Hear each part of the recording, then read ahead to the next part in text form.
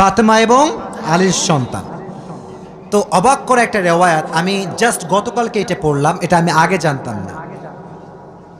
তো বের হয়েছে বাসার থেকে রুটি কিনবার জন্য। কি কিনবার জন্য? রুটি কিনে ফেলেছে। Just he was coming back to home, বাসায় আসছিলেন। হঠাৎ করেই গরিব আসছে, অসহায় মানুষ।